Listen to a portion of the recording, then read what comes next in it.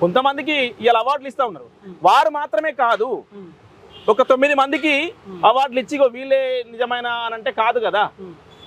వాస్తవంగా ఆ 9 మందిలో కూడా గత ప్రభుత్వంలో లబ్ధి పొందిన లబ్ధిదారులు ఉన్నారు, దాంట్లో లబ్ధిదారులు ఉన్నారు కదా. ఏ ప్రభుత్వం అయితే ఆ ప్రభుత్వానికి బదిలీ చేసేవాళ్ళు ఉన్నారు కదా. అసలు విచిత్రం అనిపిస్తుంది రాము, నిజంగా చెప్పాలంటే.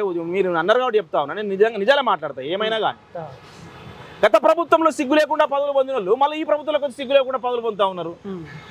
నేను వాళ్ళకు ఏముంటది, పదవులు కావాలని ఉంటది యావా. ఇప్పుడు రాజకీయ నాయకులు వాళ్ళే ఉన్నారు, అధికారులు కూడా వాళ్ళే ఉన్నారు. ఇప్పుడు నేనే అదే జరుగుతుంది. ఇచ్చే వాళ్ళకు ఆ ఉద్యమ సోయి, ఉద్యమ స్పృహ ఉండాలని చెప్పేసి నేను అనుకుంటా ఉన్నా.